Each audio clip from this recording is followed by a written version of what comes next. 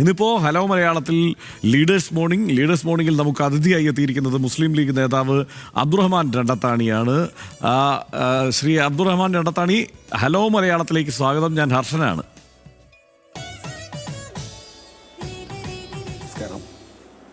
രാവിലെ നടക്കാനൊക്കെ പോകുന്ന ഒരു അതെ, രാവിലെ മോർണിംഗ് വാക്കിനൊക്കെ പോകുന്ന ശീലമുണ്ടോ? ആ സമയത്താണോ നമ്മൾ പിടിച്ചിരുത്തിയിരിക്കുന്നത്? ഇന്നലെ പിന്നെ രാത്രി പാർലമെൻറ്റിൽ നടക്കുന്ന ചർച്ചയും കാര്യങ്ങളും ഒക്കെ കണ്ടിരുന്ന ഏറെ വൈകിയാണ് കിടന്നത്.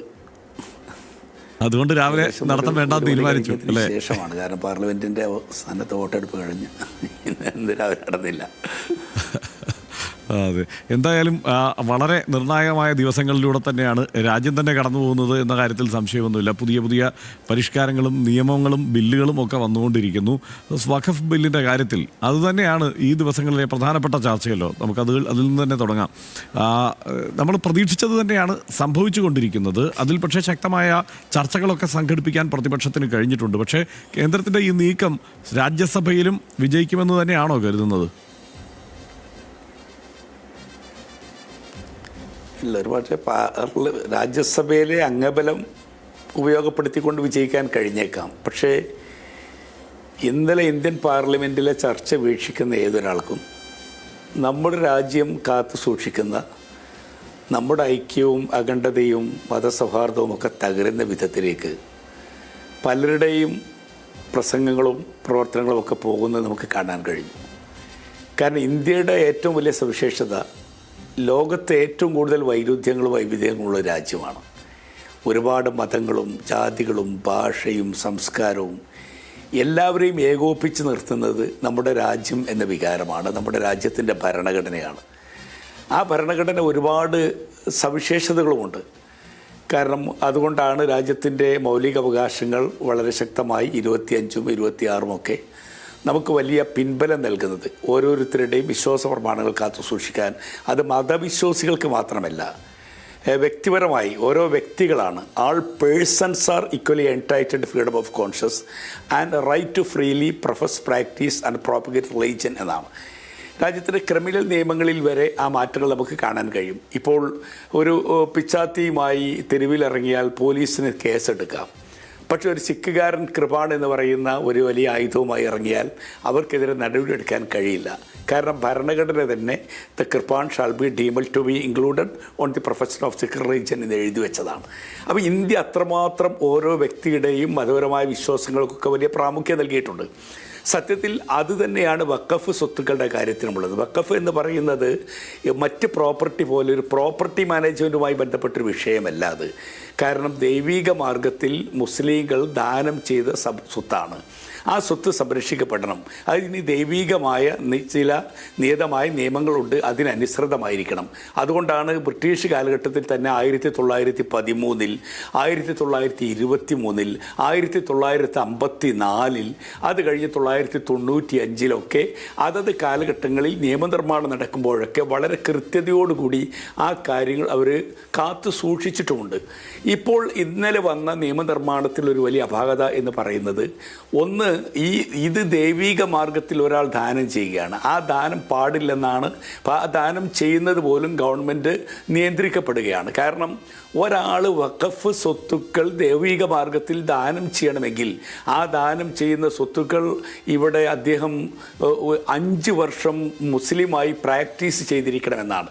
എനിക്ക് ഏതൊരാൾക്കും സത്യത്തിൽ രാജ്യത്തിൻ്റെ ഭരണഘടനയുടെ 14 സമത്വം നമ്മോട് പറയുന്നത് അത് വളരെ പ്രധാനപ്പെട്ടൊരു വിഷയമാണ്. എനിക്ക് മുസ്ലിം ആകണോ, എനിക്ക് മതമില്ലാത്തവനാകണോ എന്നൊക്കെ തീരുമാനിക്കാനുള്ള വ്യക്തിപരമായ സ്വാതന്ത്ര്യം എൻ്റേതാണ്. അത് ആരെങ്കിലും പ്രാക്ടീസിൻ്റെ സമയം നോക്കി അതിനൊരു പ്രത്യേക 5 വർഷത്തെ സമയം കൊടുത്ത് അങ്ങനെ തീരുമാനിക്കേണ്ട വിഷയമല്ല. അപ്പോൾ ഒരു മതവിശ്വാസിക്ക് അവൻ്റെ മതപരമായ വിശ്വാസത്തിൻ്റെ ഭാഗമായുള്ള, അവൻ്റെ ആരാധനയുടെ ഭാഗമായുള്ള ഒരു ദാനധർമ്മങ്ങൾക്ക് പോലും ഒരു കാലപരിധി നിർണ്ണയിക്കുന്ന ഒരു നിയമനിർമ്മാണം എന്ന് പറഞ്ഞാൽ അത് എത്രമാത്രം അപകടകരമാണെന്ന് ഒരു പക്ഷേ ഇവരറിയുന്നില്ല. മതി. പക്ഷേ അദ്ദേഹം പക്ഷേ ഇത് ഇന്നലെ ഇപ്പോൾ അമിത്ഷാ സംസാരിക്കുമ്പോൾ പറഞ്ഞ ഒരു കാര്യം ശ്രദ്ധിച്ചു കാണുമല്ലോ. അതിൽ ഈ കോൺട്രഡിക്ടറി ആയിട്ടുള്ള ഒത്തിരി കാര്യങ്ങളുണ്ട് അമിത്ഷാ സംസാരിച്ചതിൽ. എങ്കിൽ പോലും അതിൽ പറയുന്ന ഒരു കാര്യം, വല്ലാതെ ഇതൊക്കെ അന്യാധീനപ്പെട്ടു പോകുന്ന സ്ഥിതിവിശേഷമുണ്ട്, ഇത് അനാവശ്യമായി കൈകാര്യം ചെയ്യുന്ന സാഹചര്യമുണ്ട്, ഈ സ്വത്തുക്കളെല്ലാം വലിയ സ്വത്തുക്കൾ. അപ്പോൾ മുസ്ലിങ്ങൾക്ക് അടുത്ത 4 വർഷത്തിനുള്ളിൽ ബോധ്യമാവും ഇത് ഞങ്ങൾ അവർക്ക് വേണ്ടി ചെയ്തതാണ് എന്ന്, ഇത് അന്യാധീനപ്പെട്ടു പോവാതിരിക്കാൻ നേരായ മാർഗത്തിലൂടെ നടത്താൻ ഒക്കെ ചെയ്തതാണ് എന്ന് അദ്ദേഹം പ്രസംഗത്തിൻ്റെ ഒരു ഘട്ടത്തിൽ പറയുന്നുണ്ട്. പക്ഷേ പിന്നീട് അങ്ങോട്ട് പറയുമ്പോൾ സ്വാഭാവികമായും താങ്കൾ ഈ സൂചിപ്പിച്ച മട്ടിലുള്ള കാര്യങ്ങളിലേക്ക് കടക്കുന്നു. ഒപ്പം തന്നെ വിവിധ ക്ഷേത്രങ്ങളുടെ ഭൂമി വഖഫ് ഭൂമിയാണെന്നുള്ള അവകാശവാദം ഉന്നയിച്ചതിന് ഉദാഹരണ സഹിതം ഓരോന്നോരോന്നായി എടുത്തു പറയുന്നു. അപ്പോൾ അതിലേക്കൊക്കെയാണ് പിന്നീട് കിടക്കുന്നത്. അപ്പോൾ തുടർച്ചയായി ഇനി അങ്ങോട്ട് ഈ വഖഫ് ആയി ബന്ധപ്പെട്ട ഭൂമികളുടെ കാര്യത്തിൽ പല പ്രദേശങ്ങളിലും രാജ്യത്ത് പ്രശ്നമുണ്ടാവാനുള്ള ഒരു സാധ്യത താങ്കൾ കാണുന്നുണ്ടോ? അല്ല, ഒരിക്കലും ഇല്ല. ഞാനൊരു ഒന്ന് മനസ്സിലാക്കേണ്ടത്, വഖഫ് സ്വത്തുക്കളുടെ കാര്യത്തിൽ നാം മനസ്സിലാക്കേണ്ട ചില കാര്യങ്ങൾ. ഒന്ന്, ഇന്ത്യയുടെ ഒരു സവിശേഷതയുണ്ട്. ഒന്ന്, രാജ്യത്ത് ഏറെക്കാലം ഉത്തരേന്ത്യയിൽ മുഗൾ ഭരണകാലഘട്ടം മുതൽ മുസ്ലിം ഭരണാധികാരികൾ ഉണ്ടായിരുന്ന ഒരു കാലഘട്ടം ഉണ്ടായിരുന്നു. ആ കാലഘട്ടത്തിൽ അന്നത്തെ ഭരണാധികാരികൾ ഇങ്ങനെ ദൈവിക മാർഗത്തിൽ നീക്കിവെച്ച അവരുടെ പ്രോപ്പർട്ടി അവിടെയുണ്ട്. ഇവിടേക്ക് വരുമ്പോൾ ചിത്രം മറ്റൊന്നാണ്. അതാണ് ഏറ്റവും രസഭാവം. ഇവിടെ വരുമ്പോൾ നമുക്കറിയാം, ഒരുപാട് ഹൈന്ദവ ഭരണാധികാരികളായ ആളുകൾ അവർ മുസ്ലിം സമുദായത്തിന് മസ്ജിദുകൾ നിർമ്മിക്കാൻ, അവർക്ക് ശ്മശാനം ഒരുക്കാൻ, അവർക്ക് അത്തരത്തിലുള്ള ഭൂമികൾ ദാനമായി നൽകിയ ഒരുപാട് രേഖകൾ കാണാൻ കഴിയും. കൊടുങ്ങല്ലൂർ തൊട്ട് പിന്നെ ഇങ്ങോട്ടെടുക്കുന്ന ഏതൊരു മസ്ജിദിൻ്റെയും പൂർവ്വകാല ചരിത്രങ്ങളിലേക്കൊക്കെ പോകുമ്പോൾ അത് ഹൈന്ദവ മതവിശ്വാസികളായ അന്നത്തെ നാട്ടുരാജാക്കന്മാർ ദാനമായി നൽകിയതാണ്. സത്യത്തിൽ ഈ നിയമം പറയുന്നത് മുസ്ലിം അല്ലാത്തവർക്ക് ഇങ്ങനെയുള്ള ദാനം പോലും ചെയ്യാൻ പാടില്ല എന്നാണ്. സത്യത്തിൽ ഇന്ത്യയെ പോലുള്ള ഒരു രാജ്യത്ത് നാം കാത്തു സൂക്ഷിക്കുന്ന നമ്മുടെ സൗഹാർദ്ദവും നമ്മുടെ സഹിഷ്ണുതയും നമുക്കുള്ള പരസ്പരമുള്ള ഈ നാട്ടിലെ ജനങ്ങളുടെ എല്ലാവിധ നന്മകളും തകർക്കുന്ന രീതിയിലേക്കല്ലേ അത്തരം നിയമനിർമ്മാണങ്ങളൊക്കെ പോകുന്നത്?